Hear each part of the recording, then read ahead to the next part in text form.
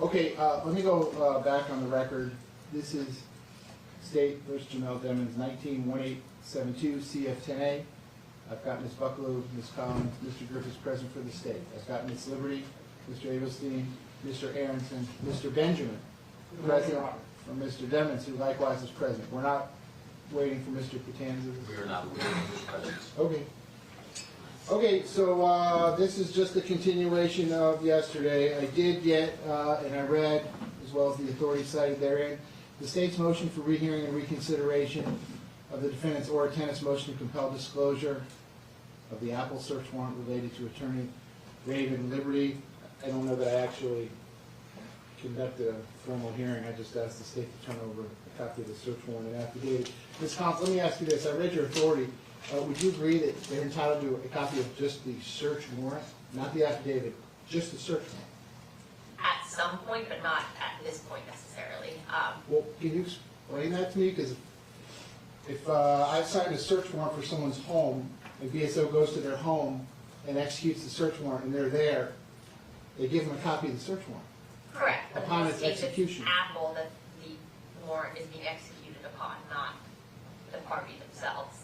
And you think your authority says that she's not even entitled to a copy of the search warrant? Yeah, that's correct, Judge, yes. That's your position? Yes, Judge. Okay. Okay. Well, over the state's objection, I'm ordering you to turn over a copy of the search warrant. I'll put that in a written form today so you can litigate that as you see fit. But I certainly think she's entitled to a copy of the search warrant.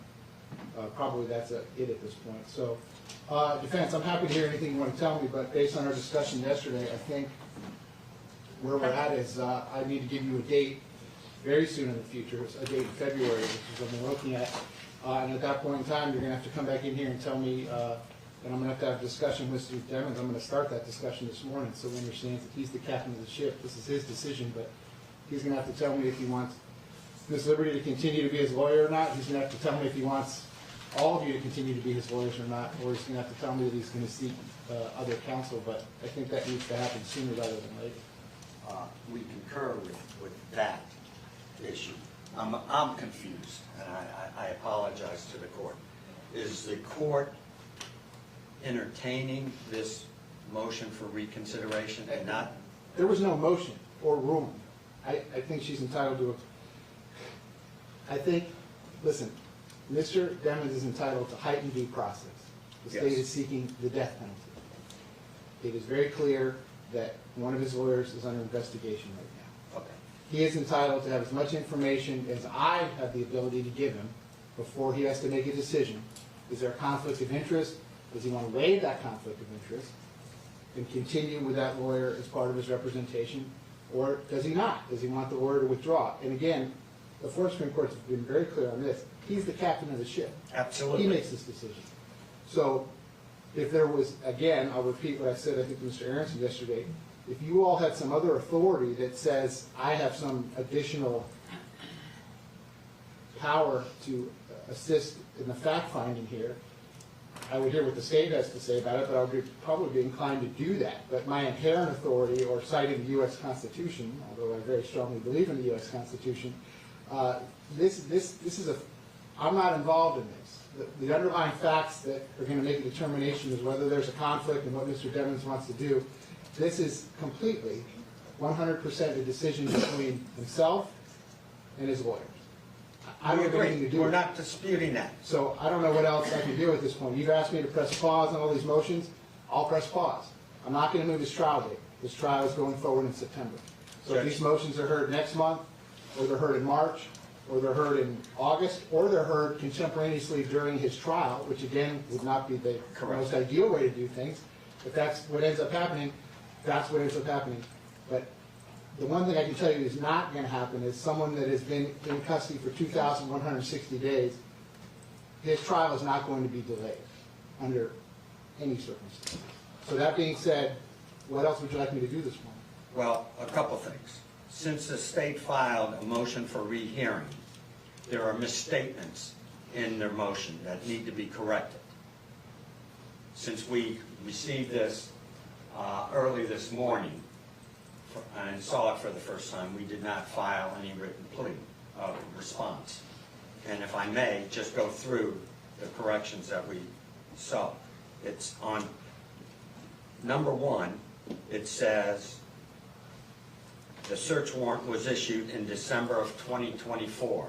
It was 23, not 24, a year earlier. We agree with that, that way up.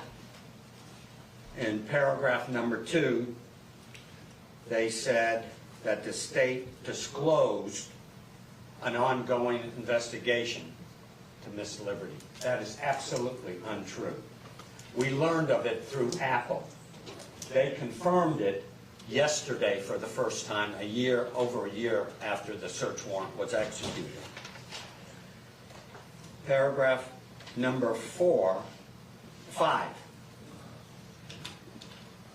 indicates that this investigation is separate and apart from the defendant's current case. It conflicts with paragraph 11 that implies that this investigation is related to the tampering case of Mr. Demons. Is it unrelated or is it related?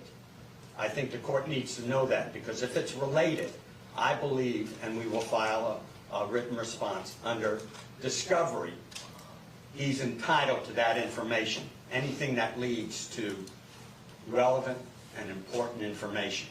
And I'm not asking the court to rule on it at this point, but I want the court to know that if it's related to his present charges under 3.220, we're entitled to that information. They make a statement that regardless of what Mr. Demons wants and is willing to waive the conflict, they believe that Ms. Raven must get off the case, regardless of that. That's their assertion. They have to prove it. And I want to put the court, the state, on notice that they must prove. They can't merely allege that the conflict is so extent that even if this young man wants to waive it, they're going to come in here and say she must get off the case. That's what they say in this plea in paragraph number 11. That's a question for the court to determine, and they have to present evidence of that fact. We are still under the same impression that we don't have enough information. Pursuant to Your Honor's request, Mr. Aronson and I spoke to Mr. Demons. I call him Melly if the court will allow me. I'd actually prefer that you use... Mr. Demons? Yeah. Fair enough. Thank you. Mr. Demons, we discussed the potential of that. And if the court accepts my representation, or the court can inquire from him, he informed us that he doesn't have enough information to make that decision.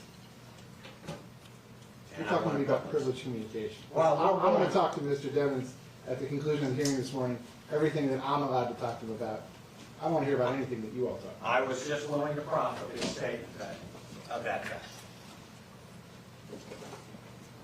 And we would, of course, ask the court to deny their motion for rehearing and rule consistently with what you ruled yesterday, that they not only have to produce the search warrant, but the affidavit.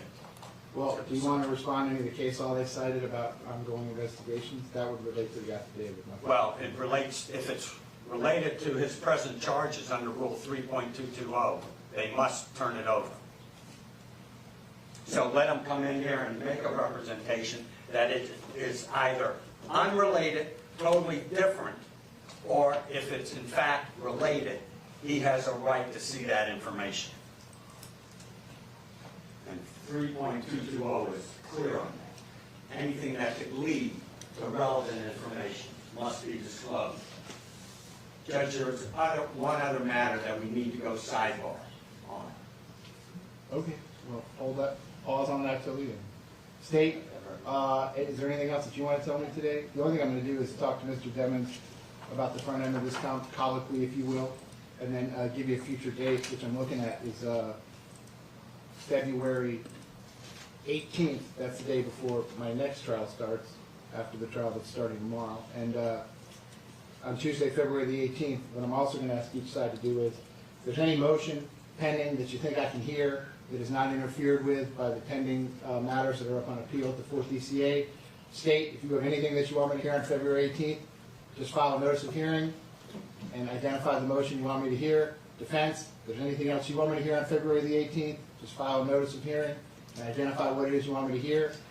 I anticipate the murder trial that I'm commencing tomorrow will be done by then. It may not be, but I'm hoping that it is. And if it is, then I'll give you the whole day on February the 18th to address this issue regarding his representation. And if it turns out we can go forward and hear some of these pending matters, then I'll be happy to do that too. Judge, I can just ask, I know you said file a notice of hearing, if we could have a deadline like by February 1st, so we don't end up in the same position we did this time where it was filed, 3 business days Well, before. let's see, we're talking about February 18th, so how about the end of business on February the 7th? How about that? That's fine, Judge. All right, so that goes for both sides. If there's anything you want me to hear on February the 18th, just file a notice of hearing, identify exactly what it is that you want me to hear.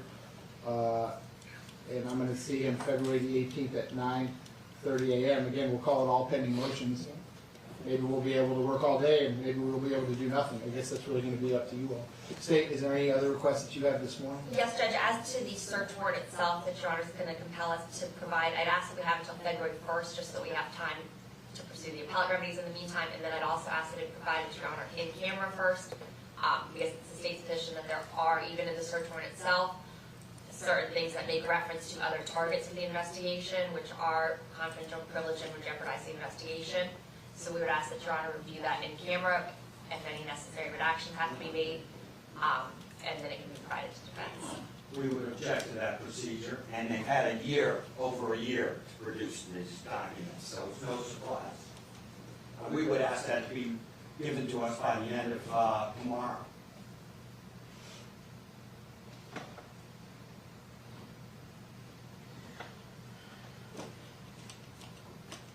Okay, so listen, over the defense objection, state, this is what I'll do. I'm ordering you to turn over a copy of the search warrant. I need you to get that to me.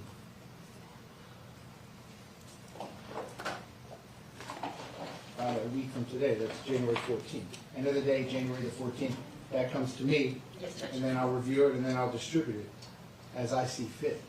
I can't imagine there's anything in there I'm gonna redact. I mean, it doesn't matter, the state's free to investigate whoever they want for anything they want. To do this in the midst of a capital case, state, I realize some things are gonna happen that you might not find ideal, but that is of your doing because you've chosen to do this in the middle of a capital case, so. Mr. Demon's heightened due process rights will take precedent over every other matter in this case, obviously. So that's just the way it's gonna have to be, but I'll grant your request over the defense objection, at least as to that. Ms. Wilcox can give you a blank order, you can fill it out this morning. I know it's over the defendant's objection, but show them the order, and I'll be happy to sign it. The search warrant comes to me within 1 week. Yes, And Judge. then I will review it in camera, and then I will distribute it accordingly, as I see fit. State, anything else you want me to do this morning? The judge. Defense, besides your matter that you want to talk to me about, sidebar, anything Yes, else you want since me to you're do this going morning? to, in camera, review the search warrant, we would ask that the state submit the affidavit.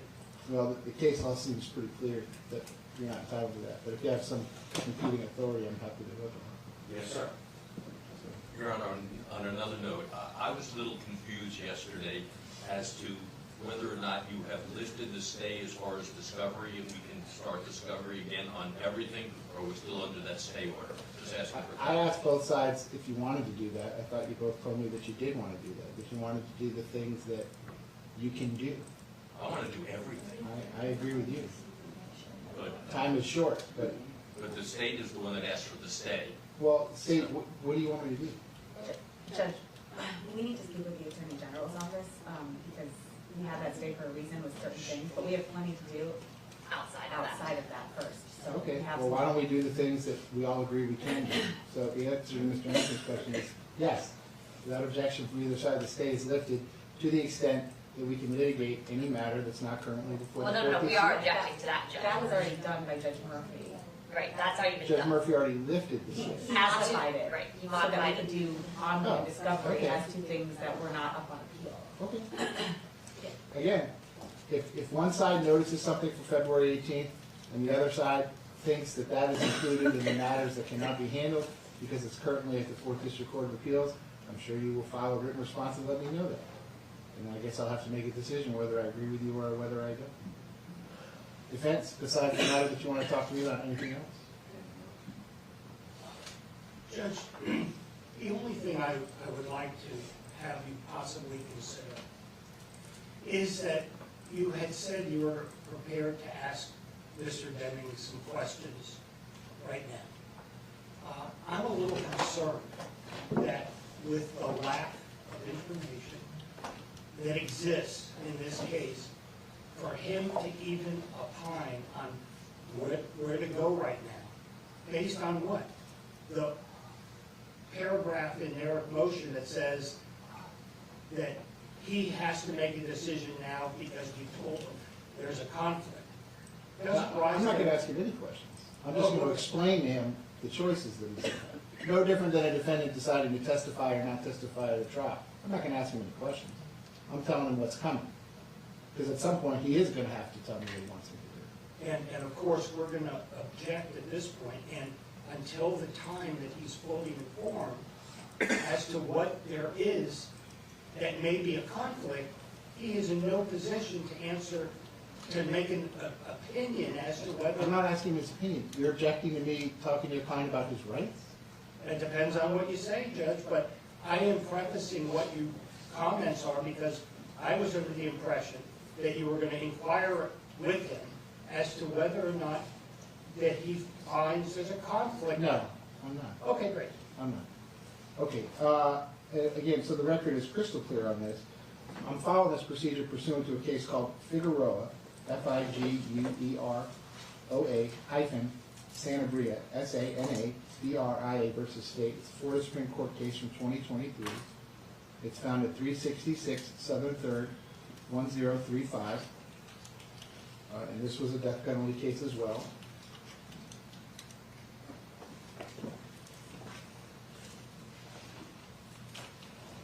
I'll quote what the Florida Supreme Court quotes.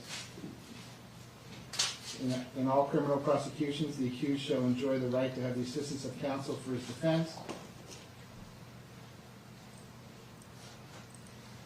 All competent defendants have the right to control their own destinies. He's entitled to his constitutional right of assistance of counsel, and there's nothing that makes him relinquish this right. So all I'm going to do this morning is explain to Mr. Demons that at some point this is going to be his choice. I'm sure his lawyers will give him their best advice, but this is going to be his decision. And he may not agree with your advice at some point, just like a defendant may decide to testify or not testify and not follow a lawyer's advice. But I take this decision to be the same way. It's a fundamental decision.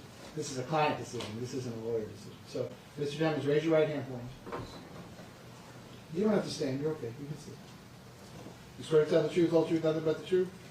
Yes, sir. Okay, you can put your hand down. Please state your full name. Jamell, Maurice, Jim, How old are you? 25. How far did you go in school? I graduated, well, I got my own GED.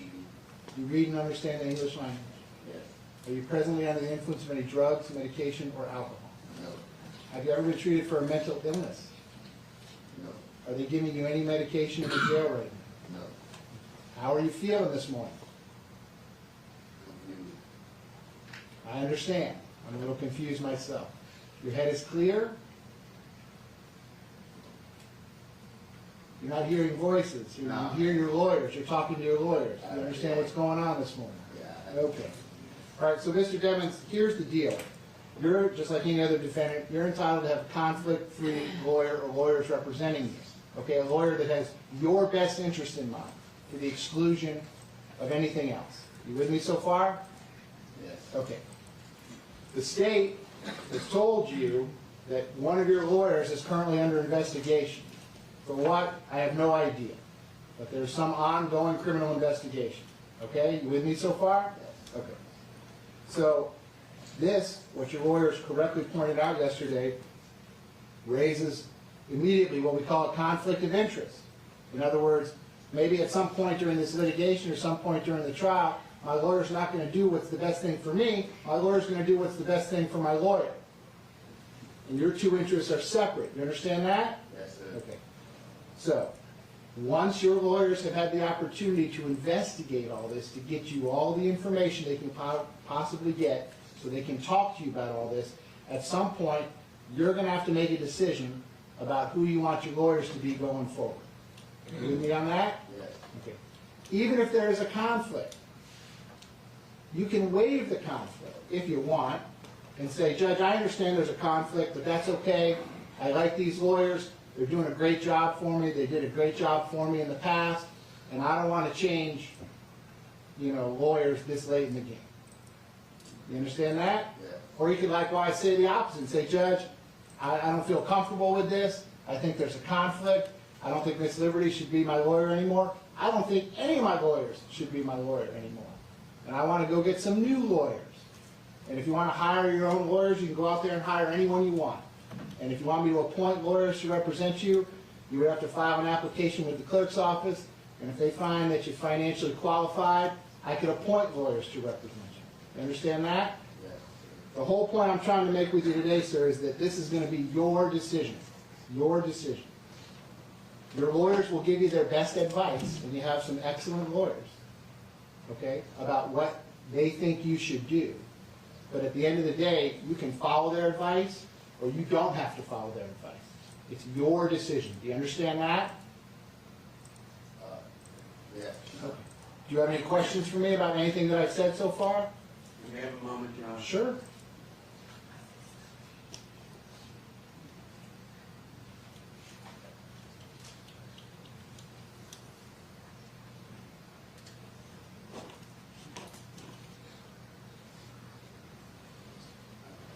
No questions?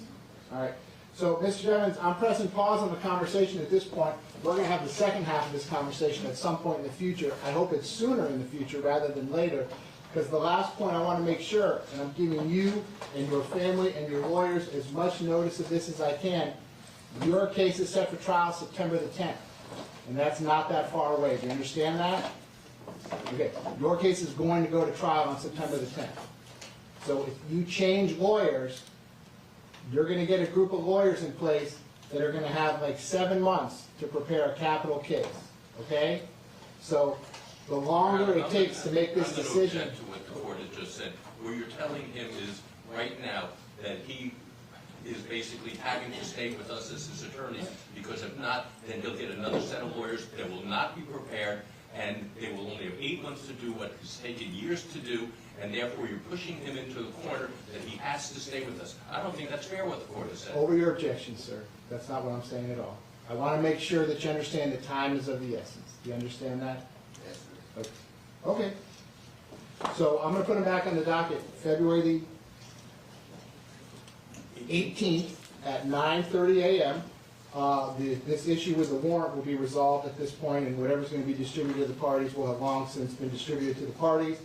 You all can file whatever additional motions you think are appropriate. If there's any motion that the state wants me to hear, you're going to do that in a notice of hearing. That's by the close of business on Friday, February the 7th. Defense, if there's any motion that you want me to hear, you're going to do that in a written notice of hearing by Friday, February the 7th. If I don't have something noticed in writing by Friday, February the 7th at the close of business, I will not be hearing it on Tuesday, February the 18th. Mr. Deming's case remains set for trial September the 10th at 9 o'clock. State, anything else that I can do for you this morning? No, Judge. Defense, with the exception of your, all right, is the state coming up here too? Yes. Okay. Mike, this is not on the record. Dan, I think there's a microphone here. That needs to go. Okay, so I'm going to see Mr. Livens on February the 18th. If you need to get in front of me sooner, just contact my office, although I am starting another first-degree murder trial tomorrow, but that trial may end earlier than I suspect. I'll just play that one by ear. Ms. Wilcox, FT, that concludes FT for today. That concludes FX until 3:30? Yeah. Okay. So then the Division FX will otherwise be in recess until 3:30 this afternoon. Hope y'all have a nice one. All right, Mr. Court Reporter. Number 30 is from here on? Yeah.